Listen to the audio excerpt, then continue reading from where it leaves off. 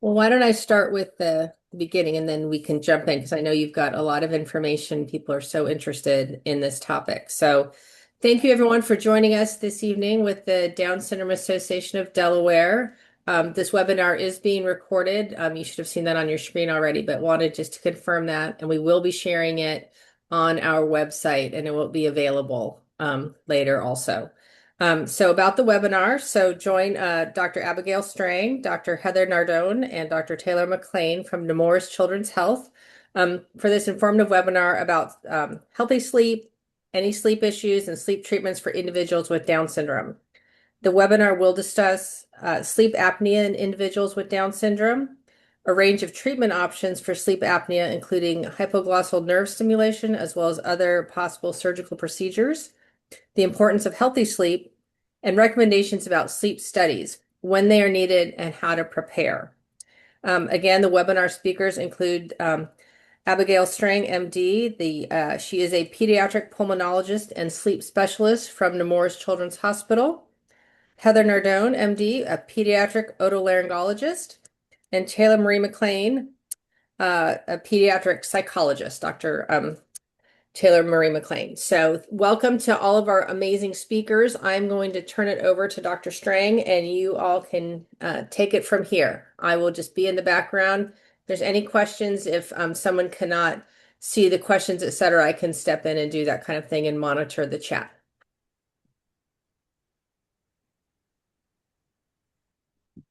All right. Thank you so much for having us today. I am Abby Strang, one of the sleep doctors from Nemours, joined by my two colleagues. And so we hope that this webinar is informative and that we can answer your questions. We're really excited to be offering a range of treatment options for our children with Down syndrome who have sleep apnea and other sleep disorders. So hope this is informative. I cannot see the chat or the questions, but I know we're planning to take time at the end of this talk. So hopefully we can also answer individual questions. Hey, Abby, your Yes. slides are in presentation mode if you want to try to flip them. Okay. Thank you. I'll try to flip the screens.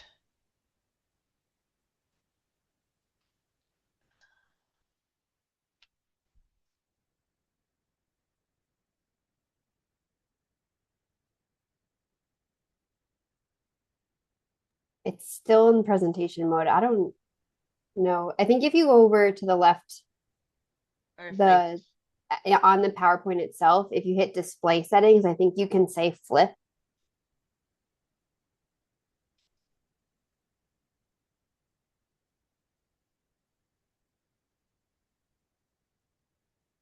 We just see your desktop right now.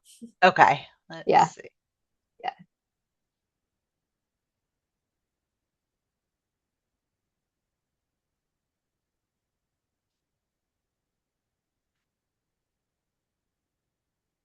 Sorry. I think I just somehow need to change.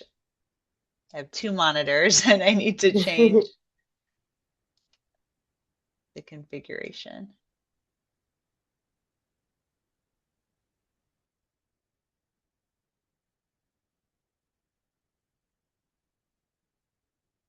Is it the same?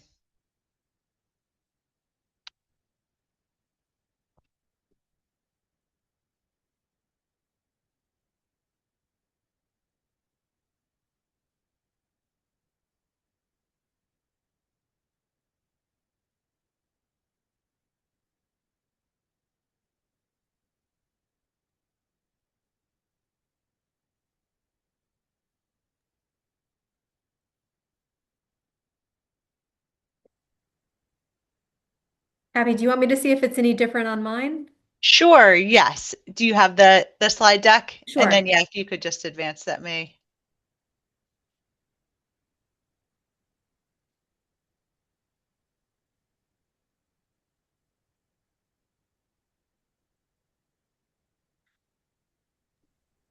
For those of you joining us, we're just working on getting our slide deck up correctly. So just a little bit of a technical glitch right now, but we appreciate everyone being here, and we're going to get the slides started in just a jiffy.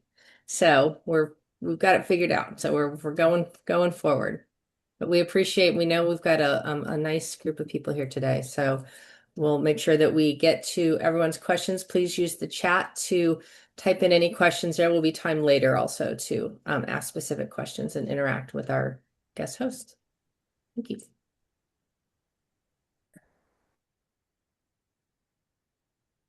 How is that?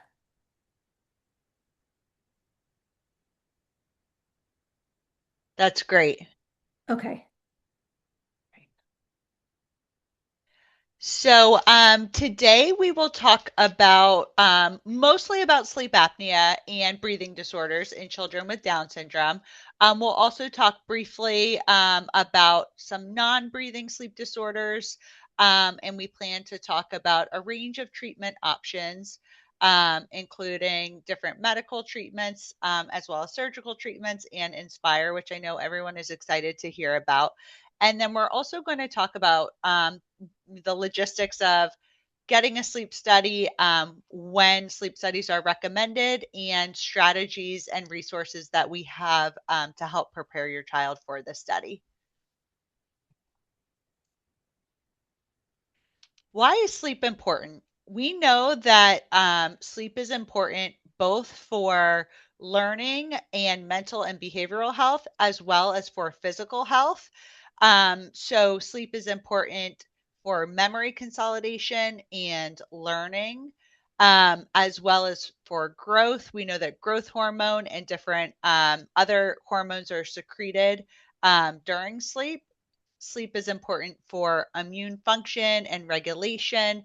If children are not getting good quality sleep or enough sleep, they can be more susceptible to infections and different viral infections, even the common cold, and emotional regulation. So, if children are not getting enough sleep or good quality sleep, it can be difficult to control emotions. There can be challenges with frustration tolerance, and exacerbation of other mood disorders or behavioral challenges.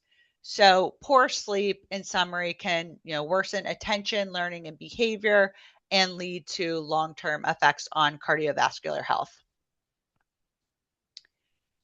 When we're thinking about sleep challenges, again, the focus of this talk will mostly be breathing related, but I do want to mention that our sleep clinic at Nemours, especially working with Dr. Maclean, we see kids with a wide range of sleep disorders. So when we're seeing patients in the office, there's two main concerns that we discuss and bring up thinking about sleep. We will discuss how much sleep is the child getting. Are they, meeting their recommended ranges for age? And if not, why not? Are they having trouble falling asleep, staying asleep? Are there different behavioral concerns that are affecting sleep? And we know these challenges can be very common in all children, but also common in our children with Down syndrome. And we work very closely with Dr. Maclean and her team. Thinking about other sort of non-breathing related concerns that we also treat, we will screen children for restless sleep, something called periodic limb movements, as well as other sleep disorders like sleepwalking and sleep talking. And all of these more neurologic kind of sleep disorders can also affect the sleep quality. Thinking about sleep-related breathing disorders, we consider this a spectrum. And this spectrum can go from mild snoring and what we call upper airway resistance, where children are having a lot of snoring, partial airway closures that are waking them up, all the way to more severe forms of obstructive sleep apnea, hypopnea syndrome. And this can be associated with drops in oxygen levels during sleep if children are having airway collapse, as well as elevations in carbon dioxide level, and that is called hypoventilation. So there's really a range of breathing disorders, and those are the two main buckets of breathing disorders, the neurologic and the breathing, that we will evaluate and treat for in our sleep clinics.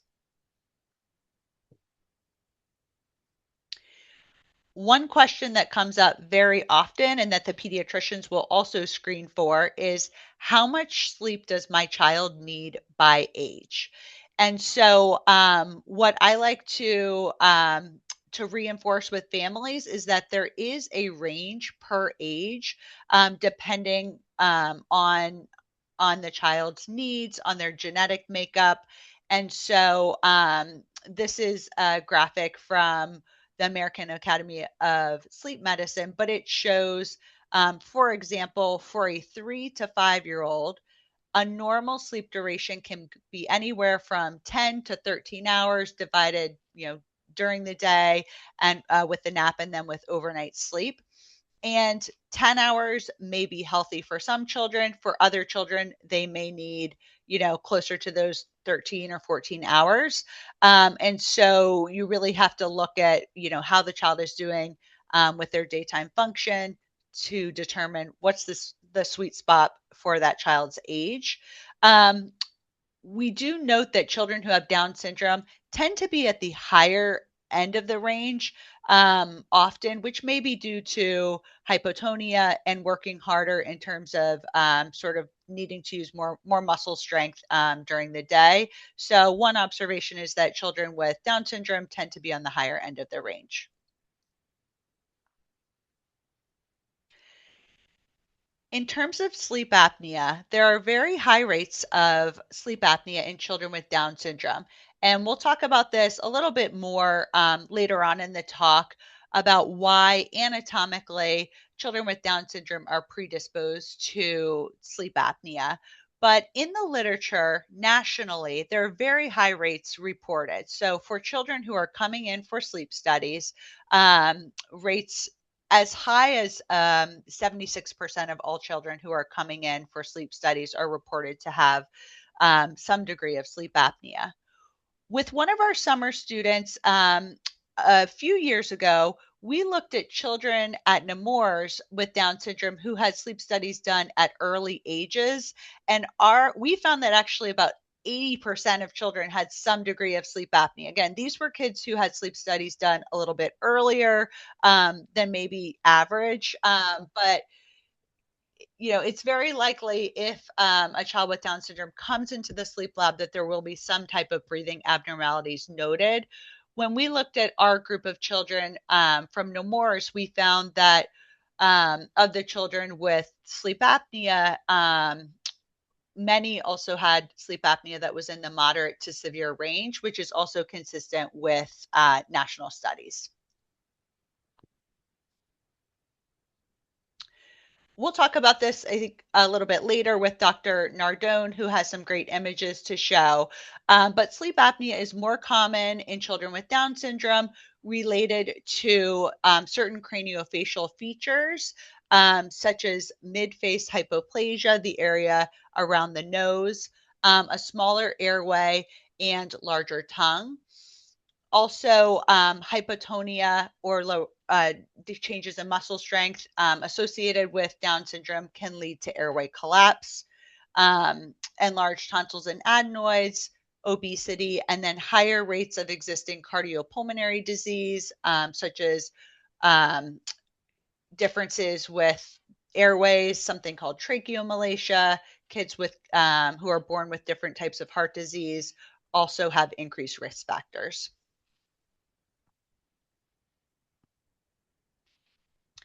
If left untreated, there can be both short-term and long-term effects of sleep apnea.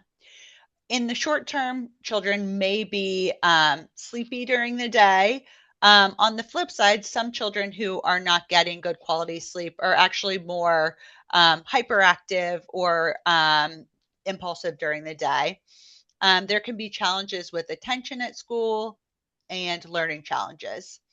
Behaviorally, if children are not sleeping well, There may be symptoms very similar to ADHD-like symptoms with hyperactivity, difficulty sitting still and focusing at school.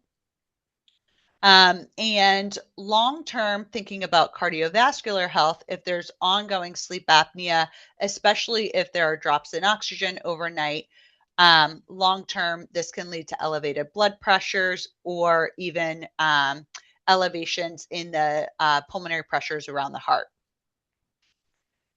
And there are studies that show that children who have sleep apnea also have reduced quality of life. So when is screening recommended?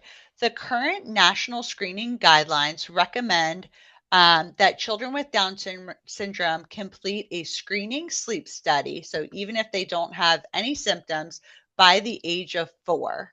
Many children do get sleep studies earlier if they have symptoms of sleep disorder breathing, including snoring, witness pausing, or restless sleep.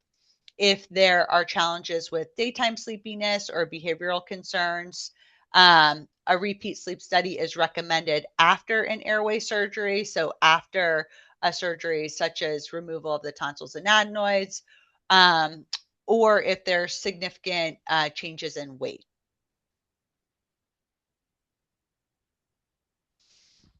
In order to complete a sleep study, children will come into the pediatric sleep lab, and at Nemours, we have a sleep lab at the main hospital, as well as 2 of our satellite locations in New Jersey and in Malvern, Pennsylvania. And working with our sleep technician and with the parent present, there will be various sensors and wires that are attached to the child. Our sleep technicians are very patient and we work with the parents for the sleep studies. But there are wires and stickers that are attached to the head on the scalp to measure sleep stages, to look at the sleep quality, to see how many times children are waking up. There are different sensors that are attached underneath the nose to look at airflow patterns underneath the nose. There are also, as you can see in the picture, straps that are attached on the chest and the abdomen to look at breathing patterns. Oxygen and carbon dioxide levels will also be measured. There's an EKG, and then there's also a sensor that is attached on the leg. So it is a relatively intensive test, but I will say it does nothing about the test is painful. There isn't any radiation, so there's nothing that is harmful to the child. But for some children with sensory concerns, having practice and doing some preparation is really helpful in order to get the best quality study. In our sleep lab, as you can see in the picture, there is a pull-out chair or futon, kind of like a small couch next to the bed, and the parents do stay with the child to work with the sleep technician all night. In some cases, we'll also do the sleep studies in the inpatient hospital setting.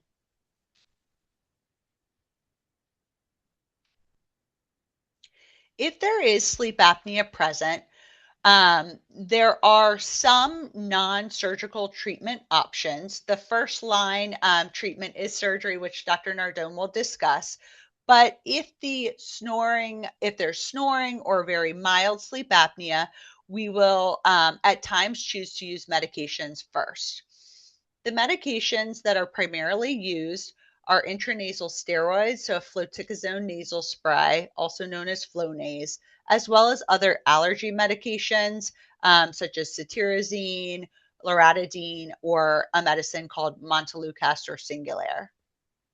Additionally, if a child is overweight or is an obese category, working with our weight management team with the Healthy Weight Clinic at Nemours can be really helpful.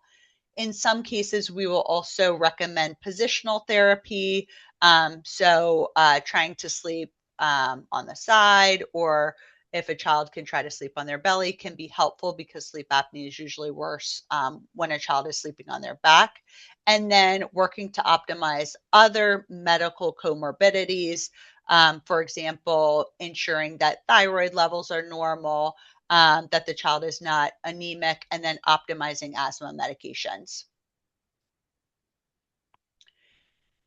CPAP therapy is another option, is a non-surgical option for the treatment of sleep apnea. CPAP is basically a stent that is helping to keep the airway open using pressurized air.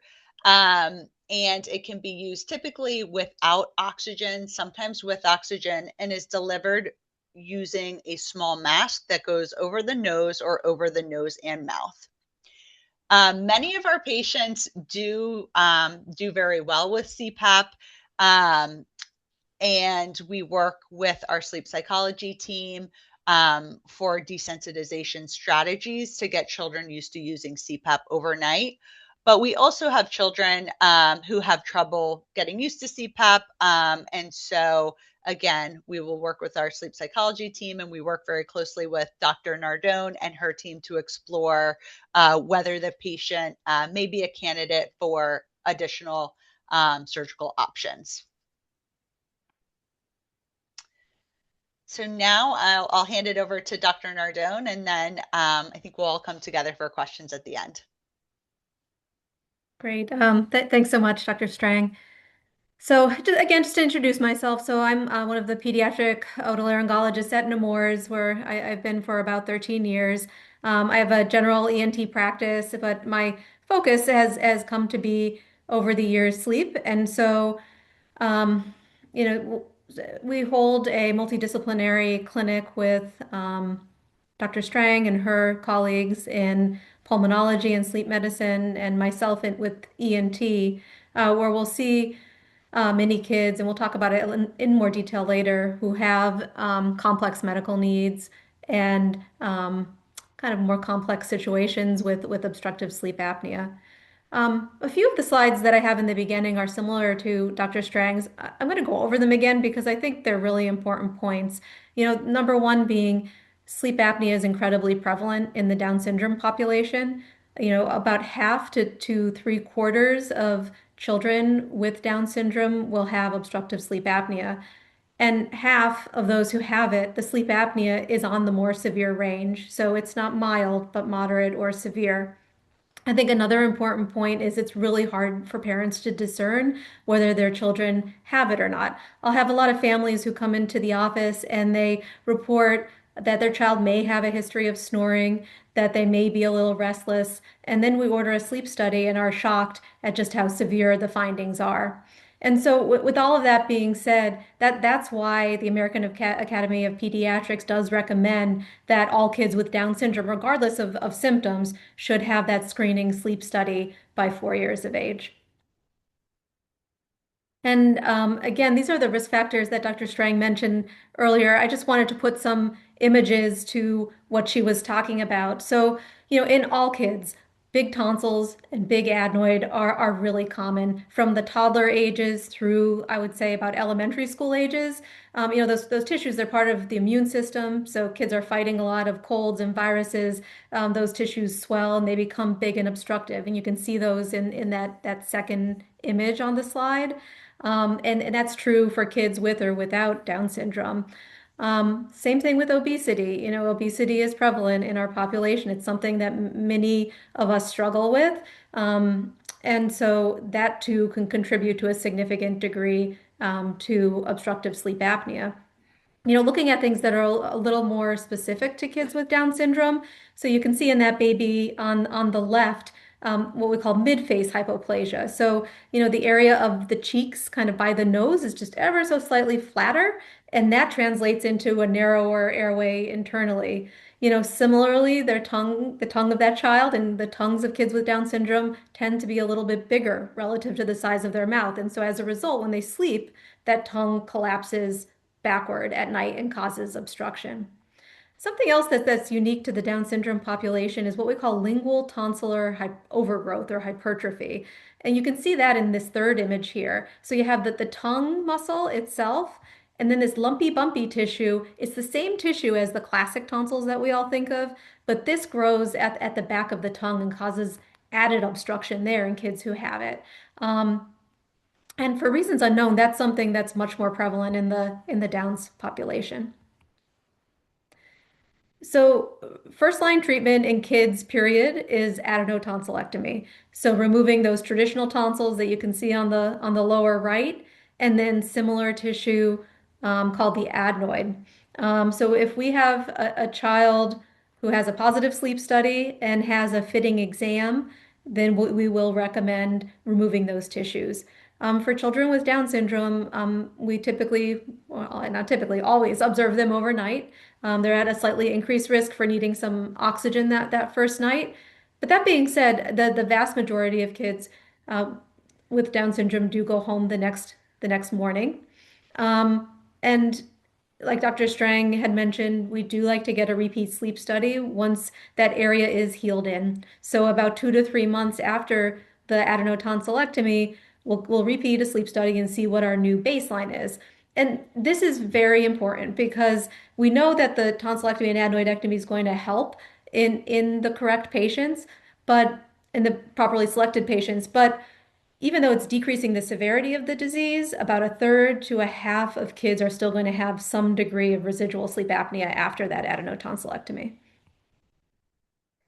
And that's where that Nemours complex sleep clinic comes in. So this we've been doing for about, I would say, about 7 or 8 years now, and it is a collaborative, multidisciplinary care clinic. And so it's myself from otolaryngology, several of the pulmonology, sleep medicine doctors, and when applicable, sleep psychology. And it's just a really nice setting for families. We can take added time. We often go in all together to meet with the family and do the history and physical. And when the families leave, they have a comprehensive care plan. From the ENT perspective, when we're looking to see why a child has residual sleep apnea after they have their tonsils and adenoid removed, you'll hear about a term called sleep endoscopy. And what that is a brief procedure in the operating room where I would use this tiny fiber optic camera on the left and insert it through a child's nose, and then look everywhere from the nose to the roof of the mouth, the back of the tongue, and lower down in the airway to see which level or which levels are actually causing that residual sleep apnea. So the sleep study tells us how severe the sleep apnea is, and the sleep endoscopy tells us where that sleep apnea is coming from. And this will help guide us and tell us, is one child a better candidate for CPAP, or is there something we can do surgical that's going to be beneficial? And one of those additional surgeries is something called a lingual tonsillectomy. So, you remember that photo that I showed you that's now on the right? That's the lingual tonsil. So the same kind of tissue, you can see those green classic tonsils that we think of, except in this case, it's growing in the back of the tongue and causing obstruction. And this is something that could be addressed surgically with very good effect. And lastly, I know that many of you are aware of a device called the hypoglossal nerve stimulator. And this is made by a company called Inspire. It's been used in the adult population for quite a long time. And in, I believe, 23, about 3 years ago, it gained the FDA approval for use in teenagers with Down syndrome. And the hypoglossal nerve stimulator is an implantable device, so it's surgically implanted. And what it does is it delivers these gentle impulses to the nerve that lets us all protrude our tongue, stick out our tongue. And so remember in Down syndrome, like I was saying, in many kids, it's that tongue collapse that's contributing severely to the sleep apnea. And so by delivering these gentle impulses, it ever so gently protrudes the tongue forward and then creates more space for airflow. So the FDA indication is for, again, teenagers. So for children with Down syndrome who are 13 years and older and have the severe form of obstructive sleep apnea as determined by a sleep study. And these are also kids who typically have already had tonsillectomy and adenoidectomy and still have that residual severe disease. And these are also and these kids are also ones who either tried CPAP and couldn't tolerate CPAP, or families really had a lot of reservation about whether consistent use would be feasible in that particular situation. The study that led to the FDA approval was a study of over 40 children from several hospitals nationwide. And after 12 months of use, the results were impressive. Two-thirds of kids had a decrease in the number of apneic events they were having by at least 50%. And three-quarters of children after 12 months of use had a non-severe form of obstructive sleep apnea. And important quality of life measurements were made as well and were shown to improve. So I hope that this gives you at least a brief overview of things that I'm thinking about from an ENT perspective for families that come in who have a child with Down syndrome and obstructive sleep apnea.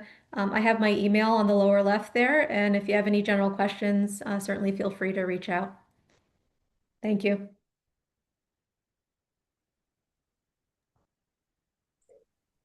Okay. Hi, everyone. My name is Dr. Taylor Maclean. I'm one of the Nemours sleep psychologists, and I will be chatting a little bit about, well, sleep psychology in general, behavioral sleep presentations, and then also talk more about at the end how to prep your child for a sleep study, and then if they are requiring CPAP, kind of how to help desensitize them to that as well.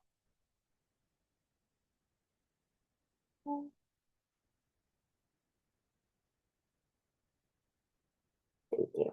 All right, so before I jump in, I just wanted to go over a little bit of some of the cultural considerations I like to keep in mind when working with the families. So I think, as we know, sleep can be a very sensitive topic for many households. There are a lot of family views and values around sleep overall. I always like to assess kind of families' views on co-sleeping, the structure of the household. So whether or not they're living with multiple generations in the house with different opinions on sleep. The size of the living space or bedroom space. Some of our families are living in one-bedroom apartments, and because of that, their child is sleeping in the same bedroom as them. So doing some of the traditional behavioral interventions may not be applicable. Also like to always ask about socioeconomic status and other barriers to seeing me and or doing some of the interventions I would recommend. Parents who have shift work. So some of our families, the parents are working overnight. We can make bedtime routines and doing some of the behavioral interventions tricky. Whether or not prayer is a part of the bedtime routine. And then something that's very applicable for today. Neurodiverse children tend to have more sleep difficulties than typically developing kiddos. So always wanting to factor that into when I'm giving those recommendations. And then finally, families' readiness to change overall.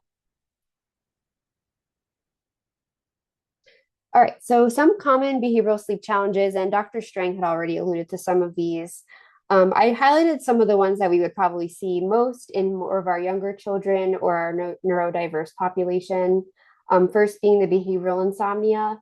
And this is usually kind of thought about in two ways. So we have our sleep onset association type, our limit setting type, and then the combined, so both are happening.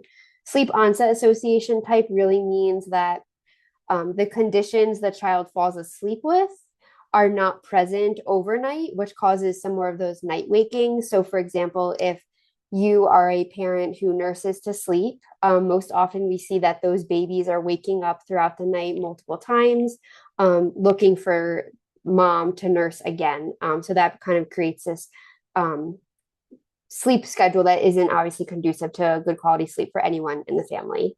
And then we also have the limit setting type, and this is more of those kiddos who love to do the curtain calls.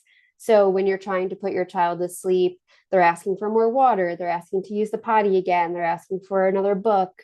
And this is often really hard for parents to kind of set those limits because it usually can escalate the kiddo even farther and kind of undo all of the wind down time that they already did as part of the bedtime routine. Next is nightmares and nighttime fears. So this is, I'm sure we can all imagine what this looks like. And there's some ideas that you can kind of use with your kiddos. Sometimes it's kind of rewriting those nightmares and kind of changing the ending with your kiddo, almost as part of like a story time. For kids who are reporting fears of monsters or ghosts, my daughter is currently on a monster ghost kick. You can have them make some monster spray, and that's usually just like some water and like lavender oil. You can give them a bravery box. And then you can also do, for those kiddos who have a little bit more significant anxiety, some exposure therapy. So kind of slowly introducing them to the thing that they're afraid of. And you would probably work with a therapist for a lot of that. Lastly is the nighttime enuresis. And this is when we see kiddos who are having a lot of accidents overnight. And we can do bedwetting alarms. Sorry, I don't know if you hear my daughter crying. She's not very happy right now. And then some antecedent management. So making sure your child goes potty more than once before bed, and also making sure you see your medical doctor to rule out any other underlying reasons. These are some other ones. These probably are a little bit more less common.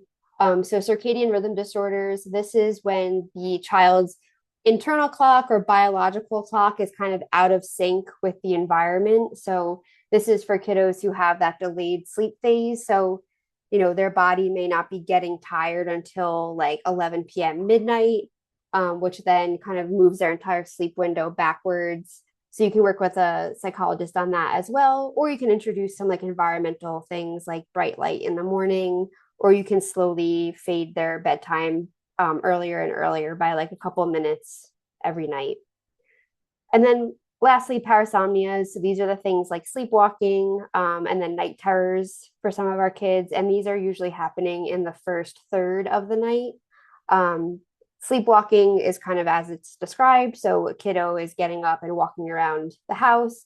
Usually we put a lot of safety precautions in for our sleepwalkers. So, locks up high that they can't get out of, using baby gates if they're upstairs.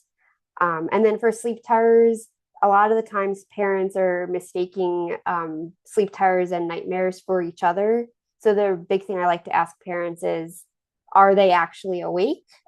If they are awake, it's likely a nightmare. If it seems that they're kind of still asleep, then it's probably a night terror.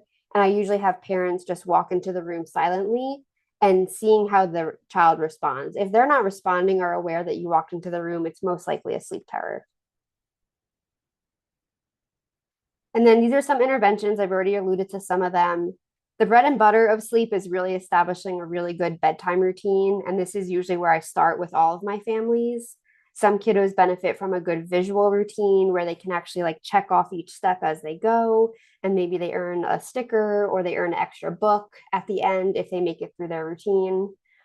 Bedtime fading. So this would be when you move bedtime a little bit later or earlier slowly, depending on what's appropriate for the kiddo.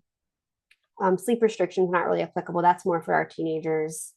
Stimulus control would be really trying to limit how much time awake in bed. So for some of our older kids, who like to like play in their bed, do homework in bed, we really try to say to do all those other activities outside of your bed and really kind of keep your bed sacred just for sleep. So the brain associates your bed with sleep, and that can really help with insomnia. We already talked about management of anxiety and fears. For some of those sleep onset associations that we mentioned, most often the sleep onset association that we're seeing is parent presence. So the child is reliant on a caregiver to get to sleep. So the caregiver may be laying with them, sitting with them, rubbing their back, nursing them. So that would require the parent to actually fade their presence out of sleep onset, which is really, really tricky and does take some time, but we do see really great success for that when parents are able to commit to it. Bright light therapy, as we mentioned, that's for their circadian rhythms. Nap restriction, that's for kiddos who are growing out of that nap and it's impacting their overnight sleep. And then relaxation strategies. So maybe incorporating like a meditation or something like that in the bedtime routine to help wind those kids down who are a little bit more hyperactive at night.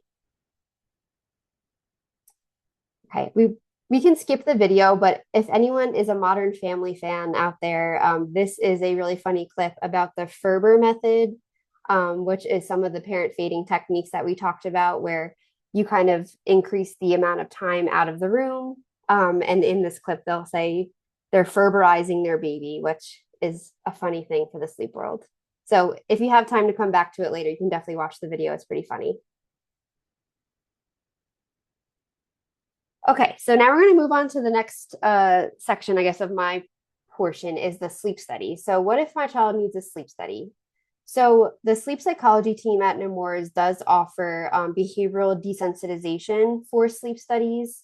And this is a way for kids to feel less afraid or nervous around something that may typically bother them. So the sensory component of a sleep study, being in a new setting, or even being in a medical setting in general. So some kids do have that fear of doctors or fear of medical rooms and exam rooms.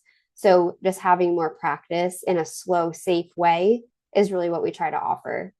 So when you first see us, we'll start slow. We may just show you some of the materials, have your child hold the materials, play with the materials. Then we will start to actually introduce them as they would for a sleep study. So we'll start putting them on the child's head, and using different coping skills and distraction as we do this. And we're also teaching parents how to do this as well. So we're doing some parent coaching so the parents feel more equipped and confident to be able to help the sleep techs on the night of the sleep study. So this is, again, we're not going to watch the video just because of time, but this is a video social story that we have. It's on YouTube. It's, shot at Nemours. So it is of the Nemours Sleep Lab. And this is usually something that we recommend our families watch with their kiddo, just to get them oriented to kind of what to expect. And sometimes watching this video on repeat too could also be a way to desensitize the children. This is another example of something we would use in our sessions. So kind of having like a visual breakdown of each step. We do have the clip art version here, but I also have a version with real photos too, depending on kind of where the kid is coming in terms of medical fears. So you can kind of see step 1, step 2, and each step they're either getting like a sticker or a checkpoint, and then leading up to kind of the end where they do earn like a bigger prize. Next slide. Okay, so some ideas to help your kiddo at home. So if you're not able to come see sleep psychology or you want to give it a try, you can kind of use some simulated materials that you probably have laying around your house. So one thing we recommend is playing the mustache game. So if you have like pipe cleaners or even plastic straws, and you can kind of have your kiddo like hold it underneath their nose, you could do the same and kind of so you can keep it on the longest. And this is a way to simulate that nasal cannula part, just to kind of get them used to the sensation of having something under their nose that's unfamiliar.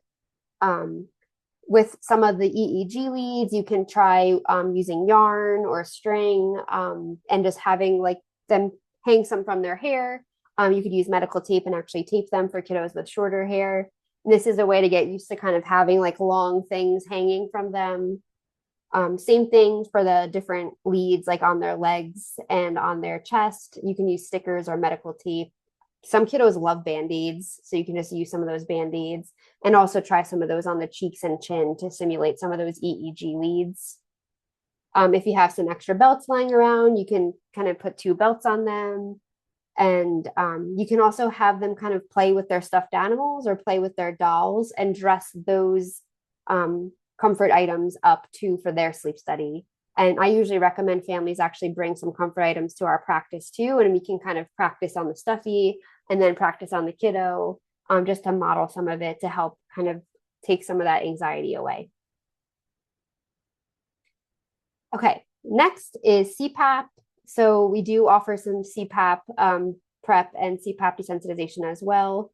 This image was made with AI. Obviously, that's not exactly how CPAP looks, but sometimes if a kiddo really loves Elmo, I will try to make a specific character wearing CPAP using our good friend AI. This is another example of kind of like a way to work on CPAP with some of our older kiddos. So we kind of break it down very, very small. So the first step would be to hold the mask up to your face with no straps. And we really work up. So 30 seconds up to 30 minutes. And then you just move on to each step as you go and as they become more comfortable. Next slide. And then these are some resources. I did include the links, I think, on the next slide. So these are from other facilities. They are free online. So the first one is It's a Social Story, and it's specifically for kiddos with Down syndrome. It says Going to Get My Sleep Mask, and it's a really nice like visual social story you can kind of read through. This other one, I'm forgetting the title right now. I think it's called like My Magic Sleep Mask, is like basically a storybook style of a little girl who needs CPAP.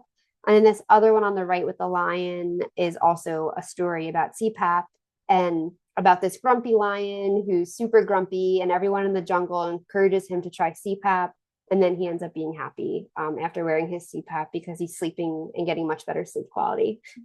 And then this Spider-Man one is also another AI makeshift image I created for one of my kiddos who loved Spider-Man. And these are some of the links for the different storybooks, but then also I have our Nemours Kids Health links on there as well about obstructive sleep apnea and the sleep study YouTube video that was on one of the slides too. And then my email's at the bottom if anyone has any questions. Yeah, and I think that's it. So we have some time for questions at the end.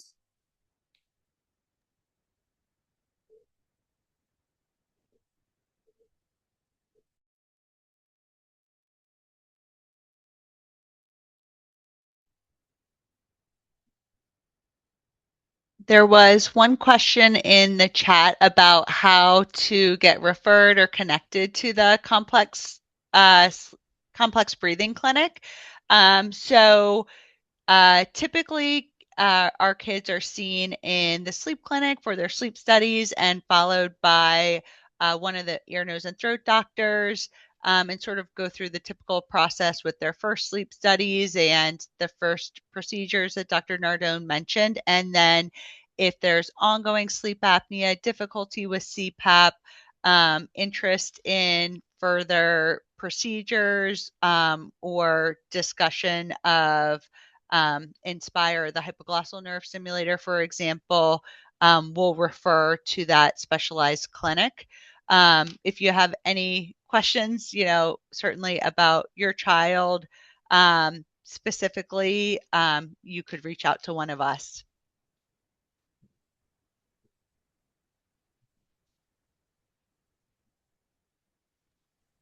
Go ahead, Melanie. Thank you. Thank you all very much. This has been really, really helpful. I wanted to ask a question about the guidelines show that you should have the sleep study done by 4. And if, let's say, you've done that and had the tonsils and adenoids out and everything, and it's now a decade later, what are the guidelines on whether you should repeat a sleep study, or like when does this become relevant again, if at all? That's a great question. There really isn't a specific age. So if a child has maybe no symptoms but has a screening study at 4 that shows sleep apnea, and if the child is referred for surgery, we do recommend a follow-up study after the procedure, and that's really important. That is in the guidelines to ensure resolution of sleep apnea or improvement. Based on that follow-up study, we may make recommendations for, at least ongoing monitoring of symptoms and maybe a visit with pulmonology or a visit in the sleep clinic every year or every other year, just to make sure we're asking all of those questions about snoring, pauses in breathing, daytime sleepiness, and we're really just getting a great sleep history. And a lot of that can be done with the pediatrician as well, or with the like the genetics team if you're seeing the Down syndrome clinic. but there isn't, there isn't a guideline to say, oh, in 5 years you should get another study.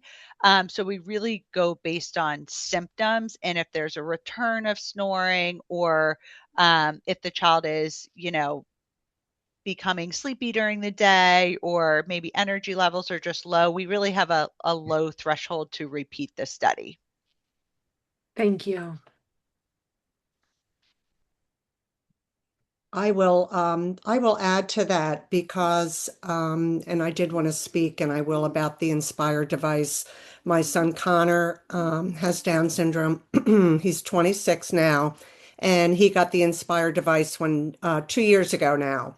So when he was 24, and we have done everything that the three of you have talked about. We were all of the main things. We did it all. We did it just as you said. So Connor had his tonsils and adenoids out after, really loud snoring, and a sleep study when he was younger showed he had a mild sleep apnea. So he had the tonsils and adenoids out, and then his follow-up sleep study showed that the sleep apnea was gone. So he was fine. As Connor aged out of Nemours, unfortunately, we began to see Dr. Mary Stevens in the adult Down syndrome clinic. She's with Christiana Care, and she sees our adults with Down syndrome at the Wilmington Hospital. And she always asked about Connor snoring and his sleeping, and Connor never showed any signs of having sleep apnea except for the snoring. But she had told me, and I'll have to confirm this with her, that they are now recommending that sleep studies are repeated at age 18. So I'll look into that and I'll get more information on that. I don't know if that was just because Connor had some history, but he hadn't had one since age 4 or 5, and I had no reason to think that he had it at all. So I was, like you said, completely shocked when it came back and it said he had severe obstructive sleep apnea. I was just couldn't believe it. So we tried the CPAP for gave it our best try for a little more than a year. And I think it was Dr. Nardone, we saw you, and you'd mentioned the Inspire device. But at that time, it hadn't been used very much in people with Down syndrome. I didn't want to be the first. So we waited a couple of years until it was a little bit, until Connor was maybe the 40th or 50th person to get it. And so Connor and Nemours wasn't doing it then, so we had it done at Jefferson.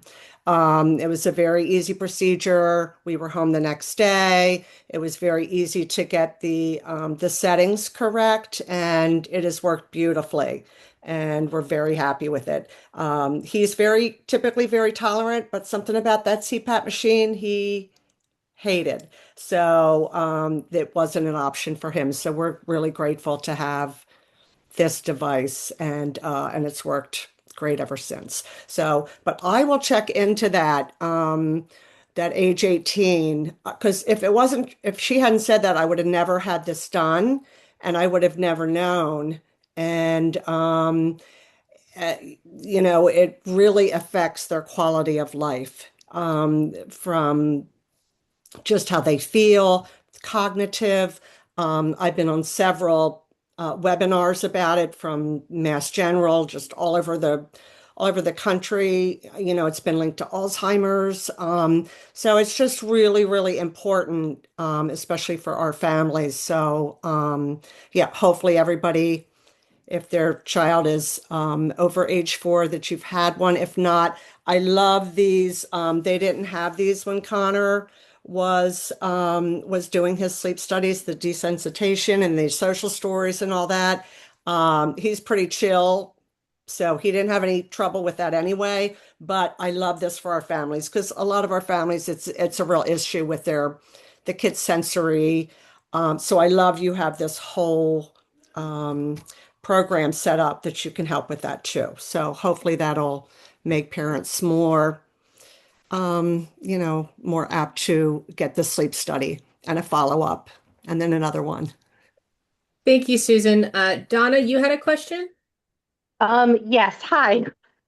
So actually, Susan, this is for you. My son, Connor as well. He's 13. He has severe obstructive sleep apnea. He has a CPAP machine that he's had since the age of 2. But he is starting to pull the mask off a lot. And we actually live in Maryland, so we see our providers at Hopkins. But Okay. we just met with her and we got a new mask that's hopefully going to suit him better.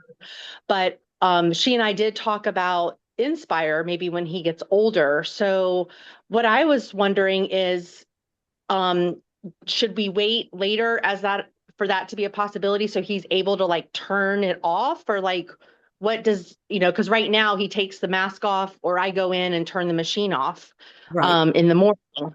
So Mhm. I'm just wondering about him managing it independently and how that could look. Well, I think if he's, Connor, it's very easy. You turn it on and you can, there are presets. After 20 minutes, it will actually start. And you can pick a time for that to start, whether you think your child, whether Connor falls asleep in 20 minutes or an hour. You can, so it's not like starting, he's wide awake. And then in the morning, and then you also tell them how long you want it programmed for. That can be 8 hours, 9 hours, 10 hours. We've adjusted it several times for Connor. So, and that's done in the office, where he gets his, device where it was implanted. So, you can do those adjustments. Other than that, there's nothing to adjust, nothing to do. He puts it on his chest, he pushes a button, he waits for a couple of beeps, and that's it. And in the morning, if he wakes up before that 8, 9, or 10 hour, whatever it's programmed for, same thing. You just put it on his chest and he pushes a button and it's off. So you could do that or he could do that. Yeah, it's very Okay. easy. Yeah. And Okay. just as an update, we've had 4 teenagers with Down syndrome at Nemours who've had the Inspire device implanted by Dr. Nardone and Dr. Yes. Aronson in just about a little bit over a year. Good. And as you mentioned, most of the time for the teens, the parents are helping them turn it on. Yeah. And it's easier than CPAP. We do have frequent visits after the device is implanted. There's a period of waiting for everything to heal. And then there is a period of titration and office visits to get the settings right. So it's not just, implant On and and you're off. good. There is a bit of a time when you're adjusting the settings. But as Susan said, the parent can help the teen turn it on. And then the only sort of thing that, to kind of think about is that overnight, really, you can't, sometimes speech is a little bit different when it's on, or something like drinking water. So there are some things that we have to talk about, like if your child typically has a glass of water at the bedside, that may not be the safest thing with the device on. So some nuances, but so far the kids are doing well. Yeah. The Very. younger, the teens. Yeah. And from what I've heard too. And you can tell when it's still on. If Connor were to wake up early before, and just come downstairs and start doing things, and I would only have to look at him to see that it's still on. The one side of his mouth would be a little bit kind of pulled down. So it's pretty obvious. Like he's not going to go about his day with the thing still on. You will notice, and he will notice too. Yeah.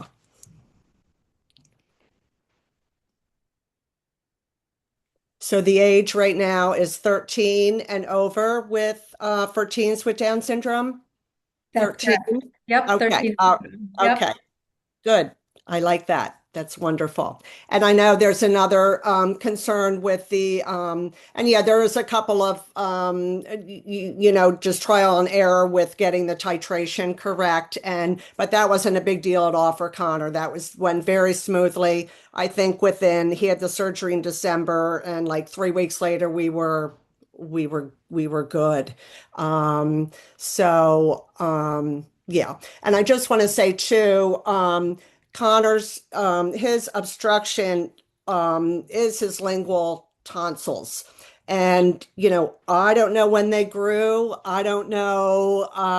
He got his tonsils and adenoids out when he was younger. There were no sign of them then. So, is it kind of typical for our young adults with Down syndrome to kind of have those lingual tonsils grow? It is, and it's been shown, Okay. time and time again in the literature. No one really knows why, but it's really Yeah. common. And it's interesting. So I would say some kids that lingual tonsil, so if they're not in that severe category, say they're in a moderate sleep apnea category, so they're not a candidate for Inspire, it'll decrease their severity. And it doesn't.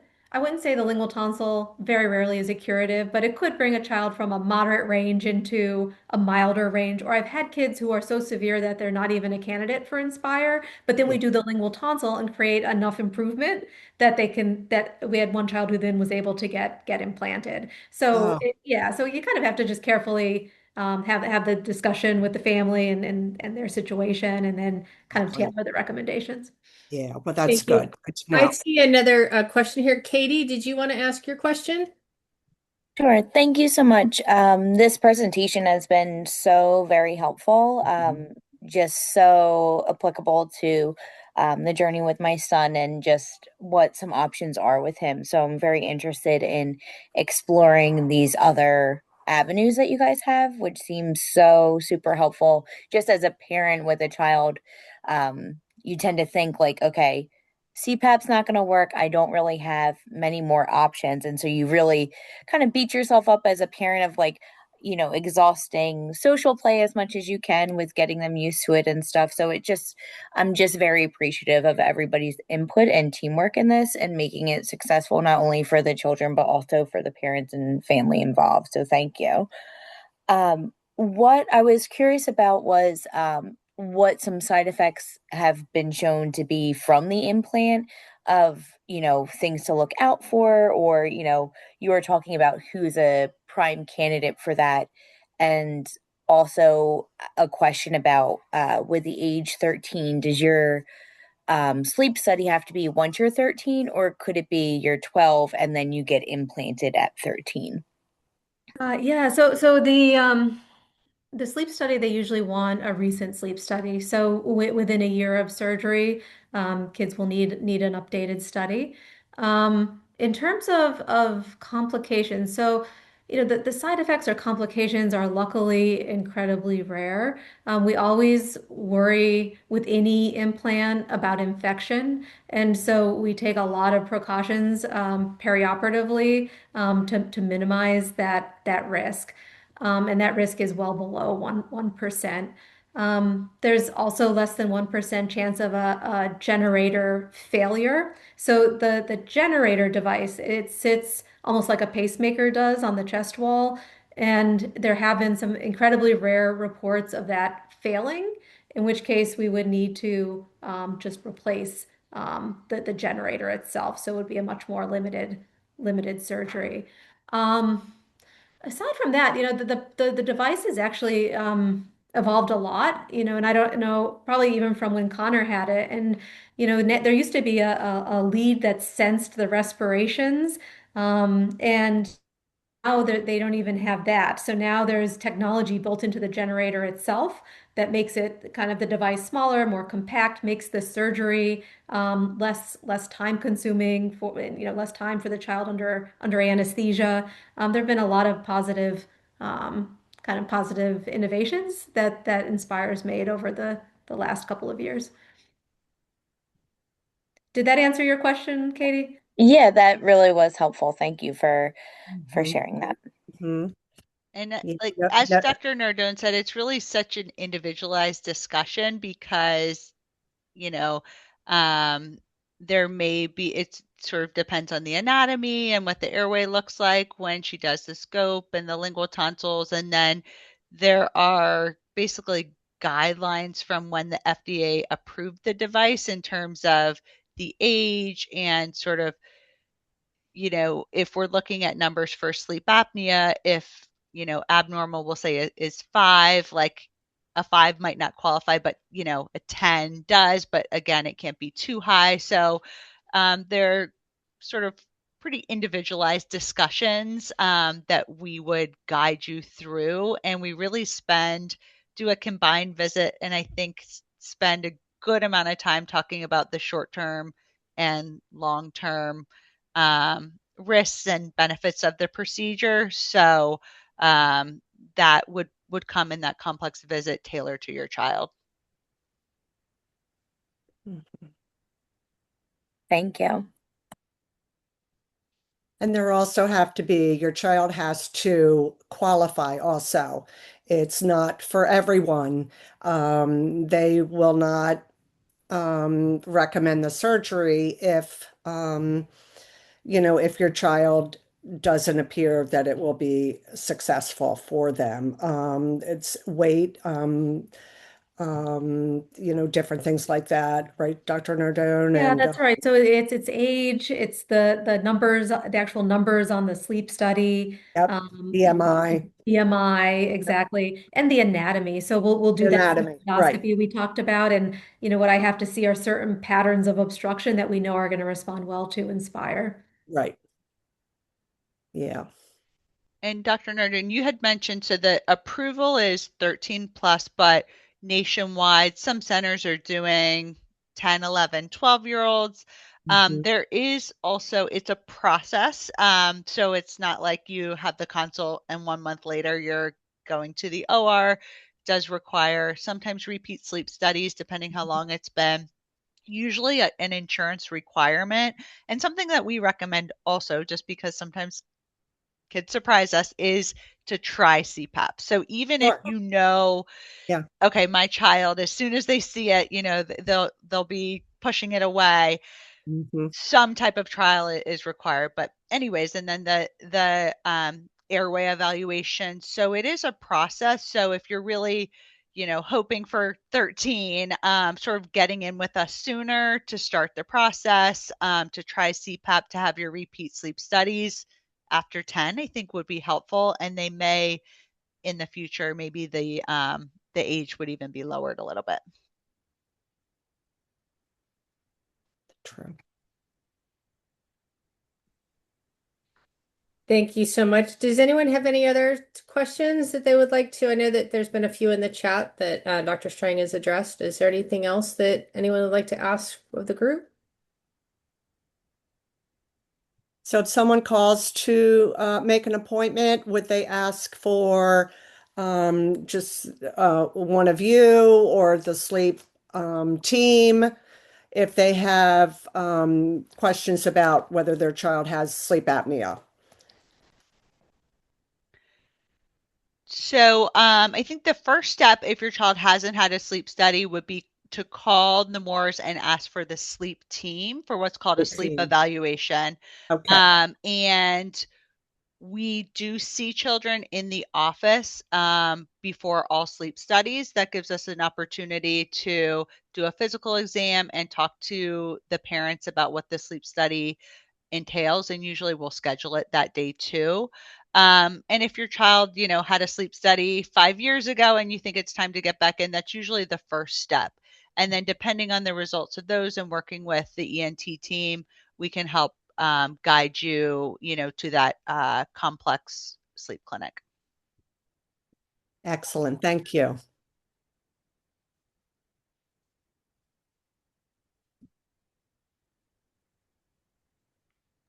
Oh, here's one more question. Nicole, you want to ask?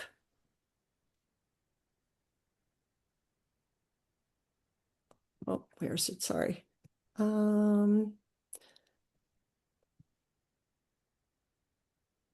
Nicole, are you still on? Sorry.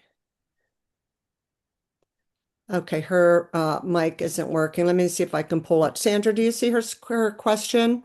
I saw it just a second ago. Where the heck? Oh, medication question. If our child is taking medications for sleep, Flonase, Monta, whatever that is it safe to take a different allergy medicine if they still show signs of allergies during the day? Usually that is safe. Check in with your child's doctor, but especially when the pollen counts are high, sometimes another medicine could be added. It's bad right now. Is that good, Nicole? Are you good? Oh, and you did, Dr. Strang, I'm sorry, you check in with your Oh, that's doctor. okay. But often a medication such as the cetirizine or loratadine can be safely added. Thank you. Thanks, Susan. Thank you for reading that. I do think that for the Sure. recording that will be No, I helpful. saw it and then I couldn't find it. Yep, we're all Yeah. good. That's great. All right. Well, thank you so much. Like we said, this has been recorded. We will be putting this on our website. And then we'll also, that's the Down Syndrome Association of Delaware's website, dsadelaware.org. Delaware is all spelled out. We will also look at embedded in the presentation were some other videos that were referenced, and we'll look at adding those links also into this section so we can make sure that people have access to those, because I think that was very informative and very helpful ways to become familiar with the different opportunities that families have to help their individuals with Down syndrome get a better night's sleep, as we all can use, I'm sure. So thank you so much. We appreciate it. Does anyone have any closing remarks, I Susan? see one more question if we have a minute. If we have a sleep study ordered, hold on. Yes, if we have a sleep study ordered from our ENT team, is there a specific clinic we can call and schedule orders through CHOP at this time? Well, you need to cancel that and come to Nemours, Nicole, because they're wonderful. First of all. Second of all, okay, so you have a sleep study ordered from ENT. So this family is in Maryland, that they've come to some of our DSA events. So Sure. is there Yeah. a So if specific you clinic? we do work with we love our Nemours ENT team and work most closely with them. But if your ENT is at CHOP, you can call the Nemours scheduling line, and you would just be asking for sleep clinic or sleep evaluation. And we can still do the sleep study typically at Nemours and help you get your results to your ENT. But it's sleep evaluation. You're looking for that. Okay, and then they would come to see you first, probably, and then have the sleep study done. Yes, we do Okay. still require the office visit. Okay, sounds good. Nicole, I'll get with you about that because I think you're better to go to Nemours. And it's closer for you too. Yeah. Thank you. Thank you to our wonderful Nemours doctors. We greatly appreciate all you do for our families. We're so lucky to have you. Thanks so much for having us. This Thank was you for great. having Yes, us. thank you. Thank you. Thank you, everyone. Have a good evening. You too. Bye.